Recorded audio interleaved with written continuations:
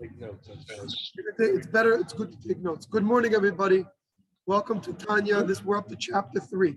So let me give you a little bit of introduction where we're holding, a little bit of a review, and then we're going to continue in chapter 3. So we started this class about 2.5, 3 months ago. There was a few people in the community that wanted a little bit more of a deeper dive into the human psyche, understand from a Jewish perspective how the human behaviors work, what are the process of connecting to God, if there's a systematic way how to go through the challenges and the difficulties of life to be able to have meaning, purpose, and understand when you wake up each morning to be able to connect with your divine mission, your divine purpose. So for this, we started to study the Tanya. And this is a work written by Rabbi Shimon Zalman of the Adid, of first Chabad Rebbe. And in the introduction of his work, which he wrote by hand, which he wrote himself, he spoke about the purpose of why he's writing the book. And what he said was, basically is that for so long, people have been coming to me, to my office in private audiences for guidance. What kind of guidance were they looking for? They were looking for guidance about things that have to do with the service of God. So they're having difficulties. Why are they having difficulties? Because they're trying to understand what's going on inside of them. Some days they wake up and they have this inspiration, this desire, this joy, this happiness of life, and they want to really connect to God. And some days they wake up and it's a disaster. They're not feeling good. They feel like they have these skeletons in their closet that are coming out. They feel like their urges, their temptations, their proclivities are not the way that God intended for them to be, and they feel like they just don't understand themselves. So we spoke about this quite a bit and quite at length. That the Rebbe explains us based on the Kabbalah that every single human being, every single Jew has two souls, two neshamas. Really, these neshamas are not just two inclinations. You know, sometimes people say they have a yetzer hara and a yetzer tov, a good inclination and an evil inclination. That's not what we're talking about over here. That also exists within a person. Every person has the ability to choose at every moment whether they're going to do good or bad. Here we're talking about something that's different. We're talking about that each person has within them two operating systems, right? You can have like a program, a computer program that's operating on your computer, and another computer has another operating system with all the functions, all the designs. Our body was created by God, and God gave us two different operating systems. We have within us the godly soul, and we have within us the natural soul, the animal soul. The godly soul searches, yearns, and hopes for transcendence, oneness. It's looking for truth. That's the only search, the only goal of the godly soul, truth. The animal soul is our regular day-to-day soul. It's the soul that looks for self-preservation. Sometimes it could be selfish. Sometimes it could be go beyond selfishness and look to help others. But it's all about how that affects me. It's not about how I could lose myself in transcendence.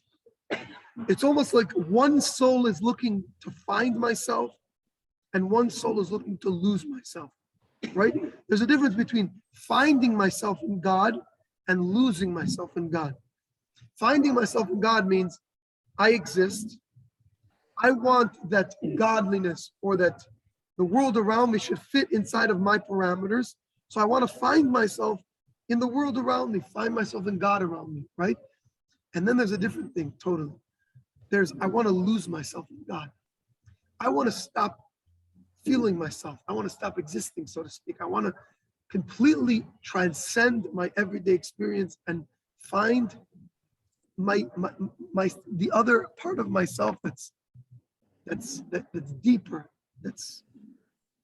So in chapter 1, we spoke about Alter Rebbe wanted to figure out if perfection is attainable. Is perfection attainable? And in order to understand this question, Alter Rebbe said that there are three types of personalities. There's a tzaddik, a rasha, and a beinoni. A tzaddik is somebody who his actions are always in line with God. He always does what he's supposed to do. He's a perfect soul.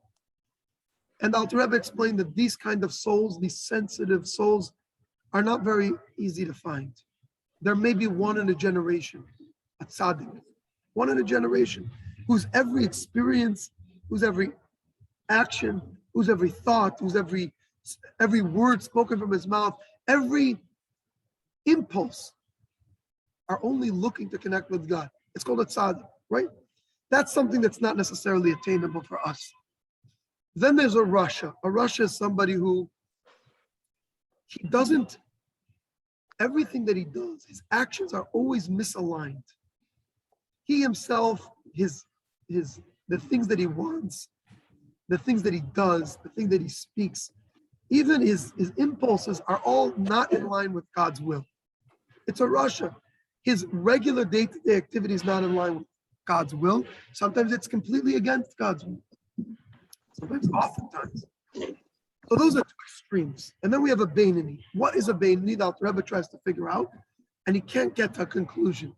In chapter 1, he leaves it as all he knows is that a beinoni, the intermediate man, or the possible man, is not yet a tzaddik, but he's not quite a rasha. He's not somebody who's always in line with God's will, and he's not somebody who's going against God's will. He's somewhere in the middle. What is he? Who is he? Where is he? So the Alter Rebbe told us in order to understand what a beinoni is, we have to understand that every Jew has two souls.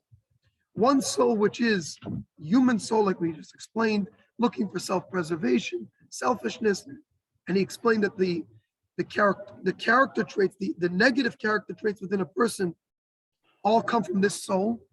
What's the negative character traits? Boasting, getting involved in pleasurable things that are not necessarily good for you, haughtiness, talk that's idle chat, depression, anxiety, those kind of things that a person feels that are not good for him. They come from the first soul.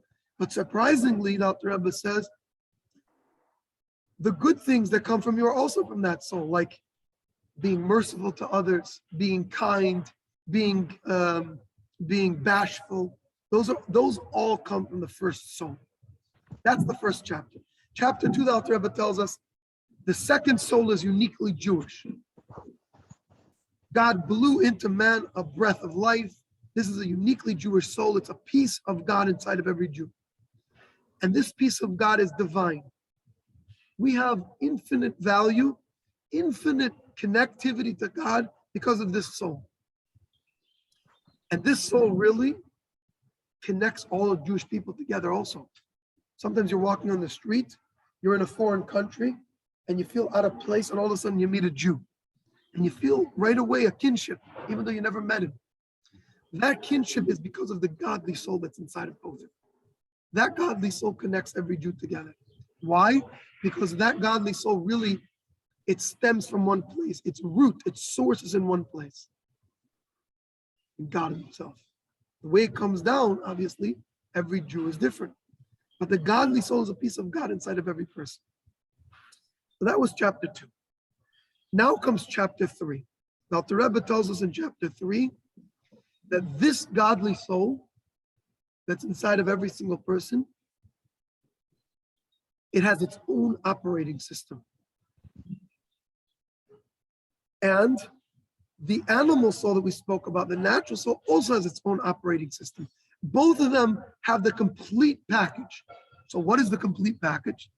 So let's talk about, in this chapter, chapter 3, we're going to talk about the anatomy of the soul. What is the makeup of the soul? What is the soul made up of? So the Alter Rebbe tells us right away in chapter 3 that this godly soul is made up of 10 building blocks. Remember that? 10 building blocks. What are the 10 building blocks? So generally you can divide them up, the Alter Rebbe says, into two parts. There is the intellect and then there is the emotions. So this soul has the whole package. It is made up of intellect and it's made up of emotion. 10 building blocks. Now, the Rebbe begins by telling us, starting with the beginning, starting from the top. There is 3 that are intellectual and 7 that are emotional. It's very precise the way the Alter Rebbe tells it to us. Because here, when he talks about the godly soul, he tells us that it has 10 building blocks. The animal soul also has these same 10 building blocks, intellect and emotion. So let's talk about the godly soul first. The godly soul has, let's talk about the intellectual faculties. Now, the Rebbe calls them the parents. The intellectual faculties are called parents. The emotional faculties are called children. Where do they come from? They come from God. Why do we have 10 building blocks in our soul? Because God also created the world the way that God relates to creation, as opposed to relating only to himself. The way that God relates to creation is through these 10 building blocks. In Genesis, we say that man is created in the image of God. How could a person be created in the image of God? Just as God has these 10 building blocks, intellect and emotion, so too a human being is created in the exact same way, with these 10 building blocks. So let's look at the beginning. The intellectual faculties, which is the parents, the mother and the father. What's the mother and the father? The first one is called Chachma. Chachma means conception.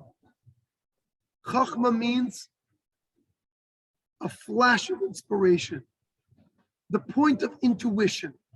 I'll give you an example. I said this at the class. You're in the shower one day after a long day at work, you're in the shower, and you've been trying to remember the whole day the name of that guy who came into the store. You can't remember it, something with an M. The whole day you're trying to break your head to try to remember it. All of a sudden you're in the shower and you're thinking about something else, and boom, it hits you.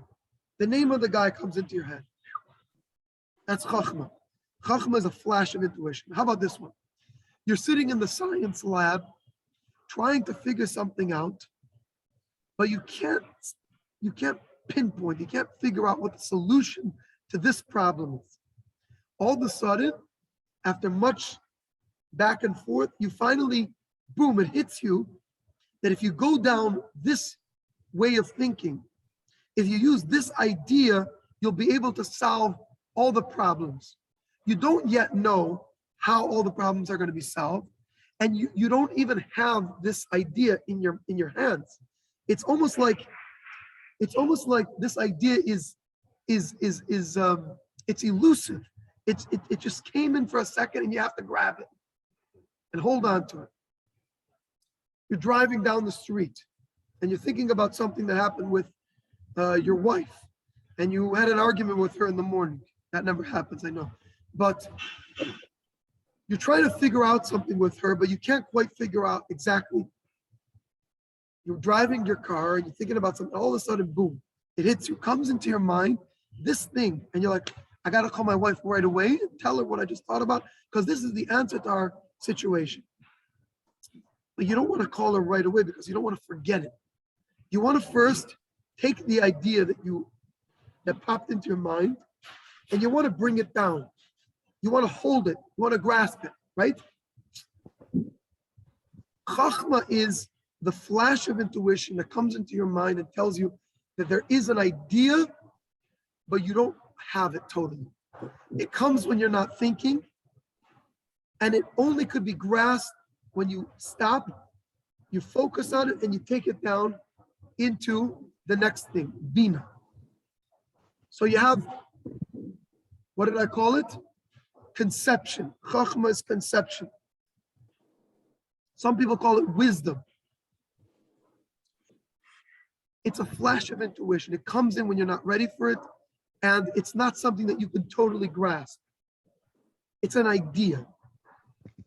Chassidus calls it like A barak hamavrik. Chassidus calls it a lightning bolt. Where does a lightning bolt come from? It comes out of the blue. Boom! Starts to rain and all of a sudden, boom. That lightning bolt comes from nowhere. Comes out of nowhere.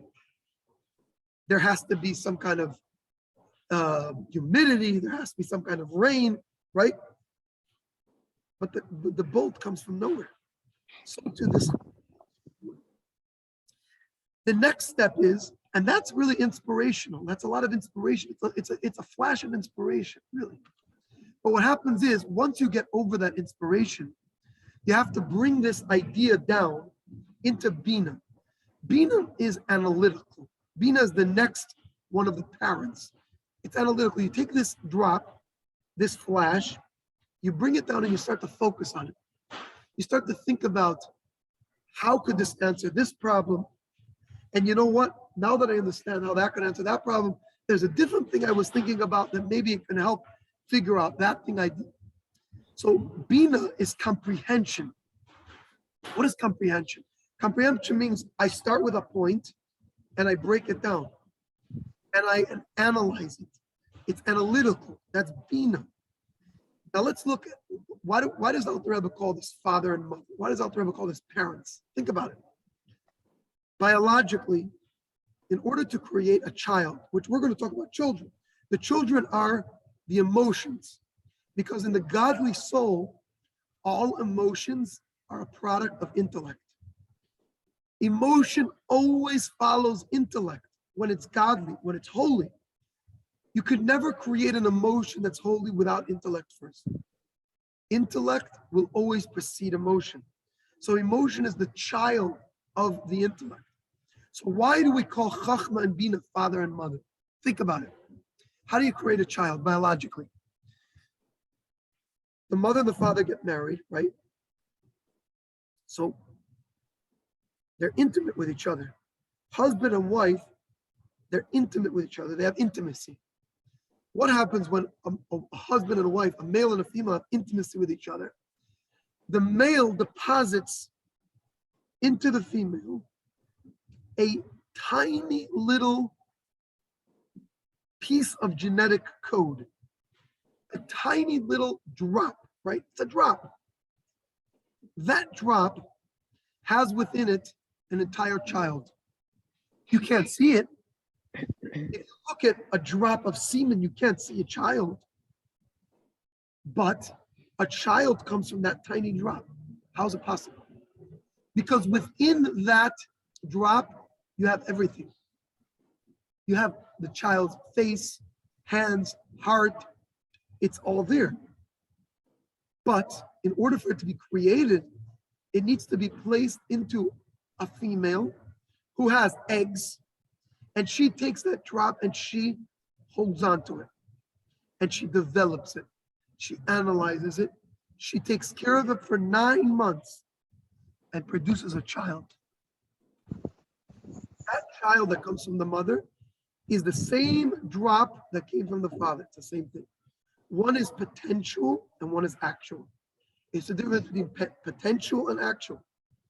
One is a potential child, one is an actual child. So now let's go back to Chachma and Bina. A flash of inspiration comes into your mind. That's Chachma.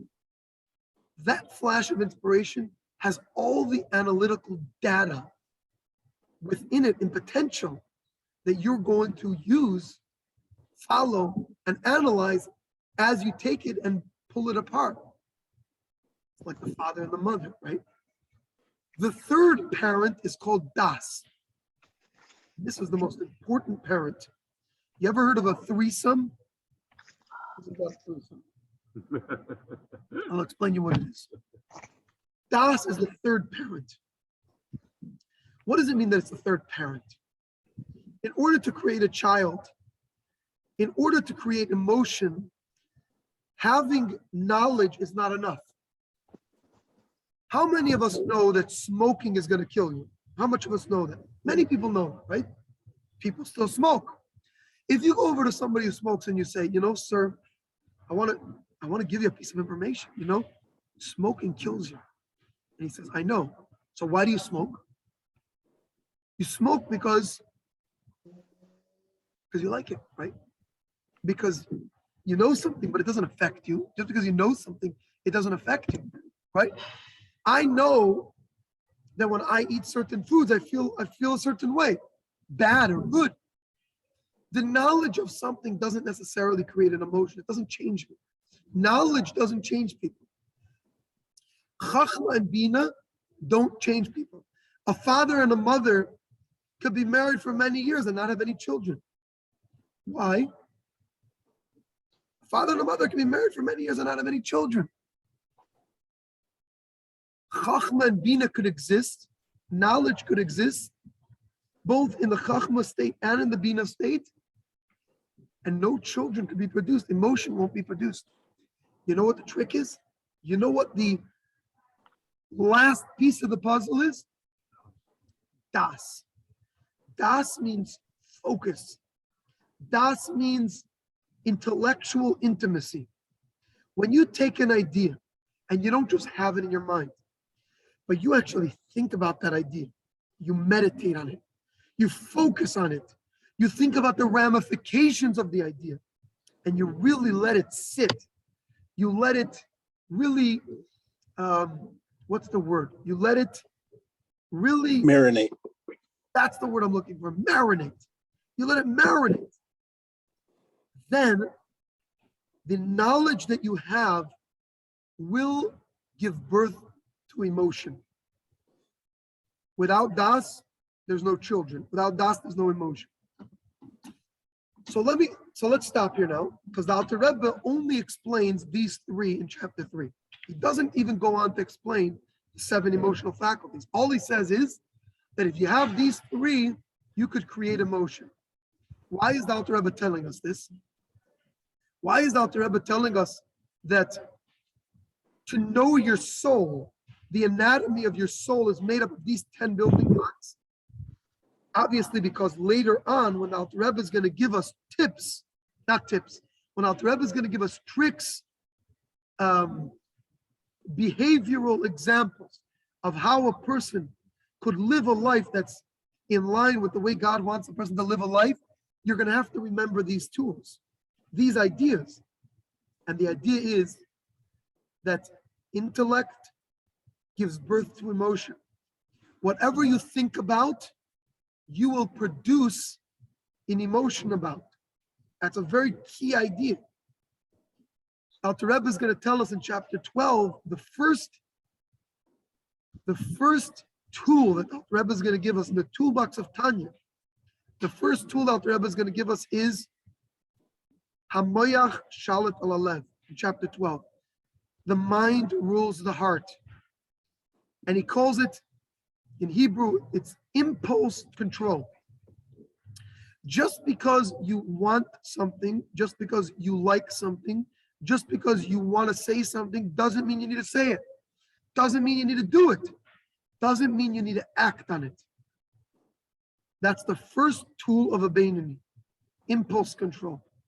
But knowing that a person's mind is so strong that whatever they think about, they will produce as an emotion, tells you that when you have emotions that you don't like, there's a way to fix them, right?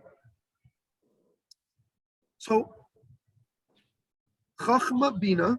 Chachma is the flash of intuition, conception. Bina is comprehension, analytical. And Das is focus. Das is intellectual intimacy. Those are the parents. They create children. Now, this is very important.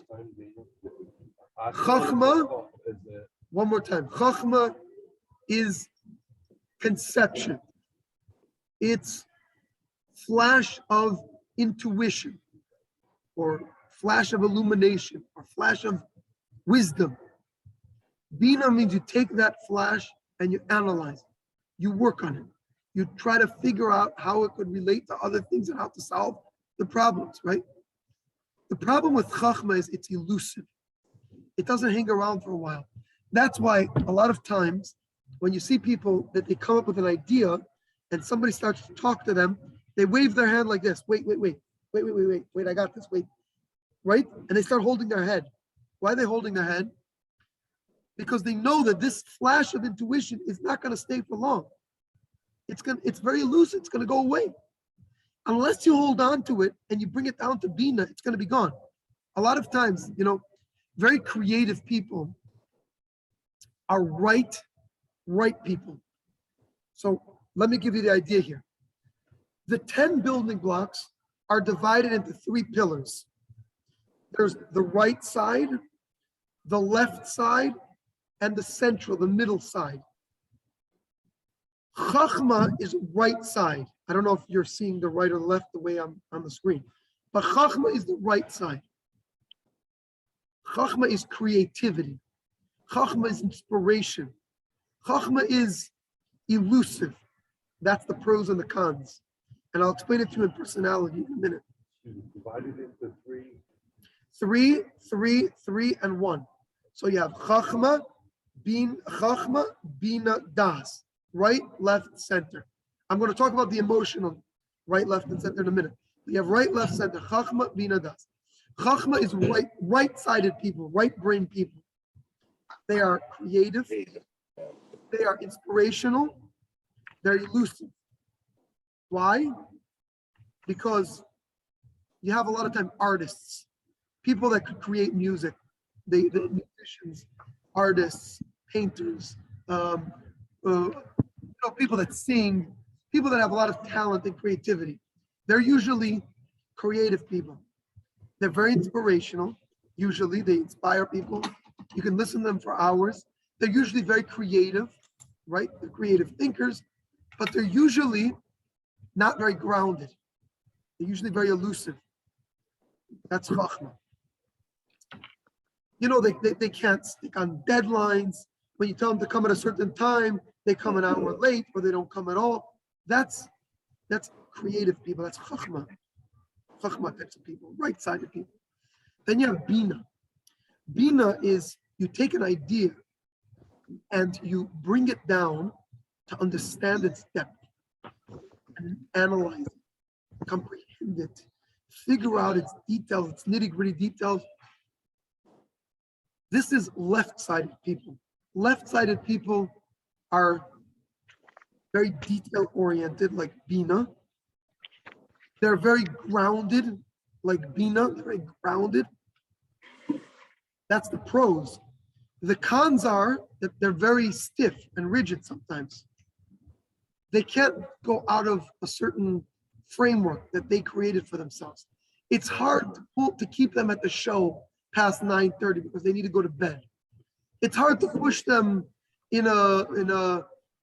past a certain time in a meeting because they're very firm. They have another meeting, right? Those are left-sided people. That's Bina. Bina's comprehension. And then you have Das. Das is focus. Das means you take Chachma and Bina and you take the pros and cons of both of them and you put them into one building block. It's called charisma. Charisma. Das is charisma. Actually, Tiferes is charisma, but it's in the same middle. Middle people are very charismatic. They usually know what to say at the right times and what not to say. They usually know how to do things, how to behave in certain places as not in other places. They're usually very grounded people, but they have flexibility. Charismatic, that's the middle road. So that's Chachma Bina Das. Now that I explained to you how it works in intellect, I'm going to explain to you in emotion. So there are 2 levels of emotion because we said that there are 10 building blocks. So in emotion, it goes like this. There are emotions and then there are functional emotions, functions. The way that you have those emotions within yourself. And then there's the way that the emotions are expressed to other people. So it goes like this. The first one is called chesed. Chesed means kindness, means love. Now, chesed lines up right under chachma. People that are kind, that are outgoing, that are very full of life. They're usually very inspirational also. Just under Chachma, you have Chesed. They're giving people. People that are giving are usually also not so detail oriented. They don't process every penny. They splurge a lot. They spend money on things that they don't necessarily need. That's Chesed people, right? They're giving without any kind of cheshbon, without any kind of limits. They're just giving. When somebody needs, they give. They don't stop to think, well, this guy's going to use it on drugs. He's going to use it on marijuana, or this guy's going to use it for whatever. They don't think about that. A guy looks like he's needy, they give it, right? That's chesed. Chesed is giving. On the other side, on the left side, under bina is gvura. Gvura means restraint, discipline, severity, harshness, right? It could come in many forms, but generally it's asking a lot of questions. Before you make a decision, you ask a lot of questions. You deliberate a lot. You don't want to get into something unless you know all the details. You want to know all the fine print. That's gvura. Gvura means before I give, I need to know all the fine print. And usually you don't end up giving too much, just a very, very little. Gvura is restraint, very disciplined. Like sometimes you have people that they love deadlines. They love the fine print. They love numbers. They love, they hold a lot to themselves. They're not very giving. They hold a lot to themselves, right? That's the pro. It could be a pros and a con, because the pro is that they're very detail oriented. They're very disciplined. They're never going to go out to the bar after 10 o'clock and get drunk. They're never going to go out of their limits. They're always going to remain very firm, very characteristic of whoever they are. That's gevura. Gevura is discipline, holding back, or being a disciplinarian. A lot of times, being a good teacher, you have to have a lot of gevura. Being a good parent, there needs to be somebody in the relationship that has gevura, that's a disciplinarian, that has values, that's disciplined, right? That's gevura. And then you have tiferes. Tiferes, like I said, is charisma. Tiferes is beauty. Tiferes is a mixture between chesed and gevura together. You always know what to say, how to say it, when to say it. People are attracted to your down-to-earthness. You don't have too much of one and too much of the other, right? It's kind of like somebody who has mercy, right? He sees somebody who needs. He doesn't just give. He gives by understanding the person's needs, right? Somebody who is a chesed giver will give to his children, let's say, he'll just keep giving to his children without any kind of thought process, right? His kids need something, he gives it to them. A child needs something, you give it to them. You spoil them in the end because you're just giving them without any kind of condition. You just keep giving them to try to make yourself happy, to try to make them happy. You're just trying to make people happy. You're giving. Gevura says, I'm not going to give to my kids. They need to earn on their own. They need to go to work, figure it out. That's Gevura. I'm not giving. Tiferes says, you know what? I want to put some money in my kids' account so that they'll have when they get older. I'm not going to give it to them now, but when they get older and they know how to spend. Chesed, Gevura, Tiferes. Those are the first layer of emotions. The second layer of emotions are called Netzach, Hod, Yesod. Listen to this. This is the way that people don't only have emotions within themselves, Chesed, Gevura, Tiferes, my personality, but it's the way that I attach myself to other people, connect to other people. So the first one is Netzach. It goes into the category of Chachma, Chesed, Netzach. Netzach means competitivity, competitiveness, right? Somebody who loves competition. Think about competition. You come to a ball game or you come to a sport game to watch people compete with each other. Those that are competing, it might only be for an hour. It's a very short amount of time. During that time when there's competition, it's very inspiring. There's a lot of feelings, there's a lot of emotion, it's exciting, right? It's exciting, it's inspirational. It goes into the category of inspiring, inspirational, feeling. Chachma, chesed, netzach, competitiveness. On the opposite extreme, you have hod. Hod means devotion.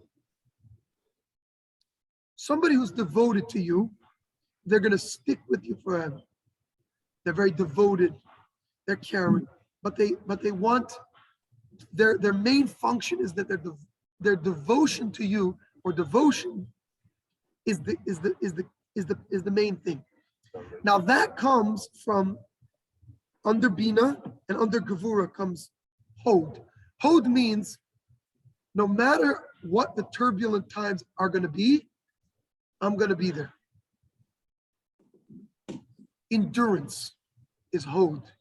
Devotion is Hod. No matter what the trials and the tribulations that you're experiencing, I'm Hod. I'm going to be there.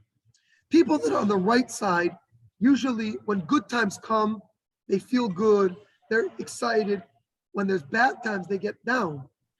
They're affected very much by their surroundings, people on the right side. People on the left side, however, are very firm. They're very disciplined, and they're very enduring. They're very devoted. If you have an employee who's very detail-oriented, very good with numbers, very devoted, devotion, right? That's all one kind of person. Then you have somebody who's like, wow, this guy is crazy talented. He's unbelievable, but the guy doesn't show up to work on time. Sometimes calls me and he says he's not coming for 2 days, right? Or he's for 2 days he's amazing, and then for 2 days he's a disaster. Something's going on in his home. He's having a fight with his wife. So you see it in his job, right? That's right-sided people. Left-sided people, they come to work every day at 9 o'clock. They're there exactly on time. They're always there, no matter what the situation is. They're enduring, devoted. They're disciplined. They're detail-oriented. They're a machaya to have around. But you can't push them past the limits, right? They're not going to stay overtime. They got to get home. Their wife and children are waiting for them. That's left side, right? So that is Hod. Hod is endurance. Hod is, and then you have Yesod. Yesod is the middle one. It goes under Das. Das is focus. Das is Tiferes is what do we say? Well, charisma. And then under that you have Yesod. Yesod is connectivity. A person who could instantly and automatically connect with others. They just have something about them that whatever they do, wherever they go, they just have the perfect balance. Not too much of this, not too much of that. And everybody seems to be able to get along with them. Everybody wants to be around them, right? It's charisma. Somebody who's charismatic has connectivity. Connectivity means they connect. You connect easily with them. So that's the third one in the functional sphere. And then lastly, you have something called Malchut. Malchut is under all 9. All 9 of them, there's Malchut. It's separate completely. And what it is something interesting. Malchut is not connected to any personality trait that I have. Malchut is something that I could receive, I could have, and it affects all the other 9. Malchut is regality. It's kingship. You could call it kingship, regality, or leadership. I think a good word is leadership, right? Let's give an example of leadership. A president, I said this on Shabbos, right? A president, on the day before he becomes the president, he has his personality. He has all his knowledge. He has everything. The next day he becomes the president. What changed about him? None of his intellect changes. None of his emotional character traits or functional emotional character traits change. Nothing about him changes, except that all of them change. Because for some reason, he's been given a place of leadership, and that uplifts all the other 9. It makes him a different person. Think about this, a kid in medical school. He's learning for years and years to become a doctor. He knows everything about medicine. He knows everything about the body. He knows everything. One day, he graduates, he becomes a doctor. What changed between when he became a doctor and before he became a doctor? He knows the same information. He has the same feelings. He has the same intellect. Everything's the same. What changed? Because he was uplifted. Everything was uplifted. He became a person in a place of leadership where he now has all of his functions have been uplifted. That's Malchus. Malchus is leadership. Leadership means you can take any person and make them the CEO. Nothing about the personality will change. They'll be the same, either good person or schmuck or bad person or whatever it is. They'll be the same person. Same character traits will apply to that person. However, he is in a place of leadership, and therefore within him, he feels that sense of regality. And then others feel it as well. He can make decisions. Whatever he says will go, or however it will go, it's Malchus. Malchus is regality. So the Rebbe tells us in chapter 3 that the godly soul has all of these 10 building blocks. Now, the interesting thing is that the animal soul also has the full package. All 10 of these are in the animal soul as well. However, here is the key. This is the key. And I'm going to end off with this. You ready, John? Paul, you ready for this? Absolutely. The key is like this. Listen to this. When the Alter Rebbe talks about the godly soul, he talks about the intellect producing the emotion. And he speaks about it in terms of loving God or fearing God, having a respect, having an awe for God, right? The way they give birth to a love for God or a fear or an awe, the only way you can do it is by meditating on God's greatness. When you meditate, when you think about, when you focus, when you have das, first you have to learn about it, about how God created the world, how he supersedes everything, how he gives every single person their existence. When you study about it, that's Chachma and Bina. And then you focus on it, you meditate on it. That will give birth to a love and a fear of God. That's how it works in the godly soul. When the Alter Rebbe in chapter 6 starts to talk about the animal soul and the functions of the animal soul, he talks about the emotions first and then the intellect. Why would you think he does that? Anybody have an idea?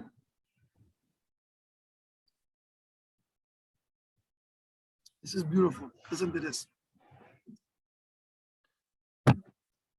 In the animal soul, it works the opposite way. First, there's an emotion, and then there's intellect. Think about it. When you are attracted to something that is not a good behavior, it could be also good, it could be also something that's not bad. It could be just a pleasure that you're seeking. The first thing that happens is your heart starts to pound, right? You see something in the street that makes you really excited. Could be food, it could be something that's not modest, it could be that, whatever it is.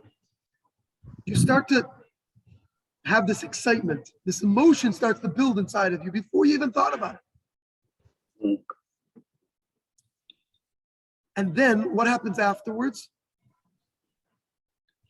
You may act and do it, either go and eat the thing or go and act on whatever it is. You may not. But what happens afterwards is your mind starts to work. After the emotion comes the mind. You start to rationalize. You know what rationalize means? Rationalize means I just did something, or I just had a certain feeling. It felt good. I know it wasn't right. It felt good, but I start to rationalize and say, I really had a hard day at work. really, it's okay. My wife is out of town. She'll never know. Whatever it is, you start to rationalize, right? Yeah. That is the mind coming in after the heart. That's how the animal soul works. First the heart, then the mind. Think about it. Rationalization. I'm going to tell you a cute Yiddish thing, a cute thing that I heard once. When you do something that's godly, first it's difficult, and after you do it, you feel good. So first is the ooh, and then is the ah. Ooh means it's hard. Ooh, it's going to be hard. After you do it, it's ah. Feels so good. You come to synagogue, you put on tefillin, you pray to God, you study some Torah. It's not easy. You wake up, you do it, but afterwards your neshama feels so good, so connected to God, right? When you do something that's not good, right? Let's say you go and you do something that's not good. I'm not going to give any examples. You can think of them on your own. You do something that's not good, right? You do it, and it feels so good at the time. Right after you do it, it's what did I just get into? Right? Why did I do that? Why did I do that? Yeah. You want to know if you ever did something good or not good. Think about the feelings that you have after you did it. You feel good, you feel uplifted, you feel connected, you feel inspired, then you did something good. If after you did it, you feel disgusting, you feel bad, you feel like you should have done that. And it's not a good thing. That's right. The second one comes from the animal soul, the first one comes from the godly soul. Now, why is it that in the animal soul, first is emotion and then is intellect? Rationalization comes after the. Think about it. Go back to the analogy that the Alter Rebbe gave with parents and children. If you go into a good running, healthy home, a good home, you go into a good home. What normally happens in a good home is the parents are the ones that control the house. They make the decisions, and the children follow suit. There's respect for the parents. They listen to what the parents are saying. That's in a good house, in a healthy house. You can go into a different type of house, not such a healthy house, and the opposite is true. What happens? The children run the house. Decide the rules. They decide what you're going to do and how it's going to be done, and the parents listen. Parents say, "Okay, that's what you want. That's what we'll do." That's like rationalization. That's like the emotions talking to the mind and telling the mind what to do. That's not healthy. That's animalistic. That's the animal soul. That is the natural soul talking. So I'm going to close off with that. So what do we have in conclusion? Alter Rebbe tells us that the godly soul is made up of 10 building blocks. We explain what they are and we explain how they work. Next week, we are going to talk about chapter 4. Next week is chapter 4. We're going to talk about the garments of the soul. So now we know what the anatomy of the soul, what the soul is made up of. But how does the soul express itself? So next week, we're going to talk about the 3 garments of the soul. Why are they called garments? How the soul expresses itself. And then in chapter 5, we're going to talk about the food for the soul. Okay, you ready? So the next 2 weeks is going to be the garments of the soul and then the food for the soul. This is all the godly soul. And then following that, we're going to dive into the animal soul. What makes an animal soul? How the animal soul functions, what the Alter Rebbe's worldview is. When you look at the world, what do you see? How do you act? The worldview in chapter 7 and 8. And in chapter 9, we're going to talk about the purpose of it all. What it means to us. Okay? My dear friends, thank you for joining. If there's any questions, I'll take questions in the next few minutes.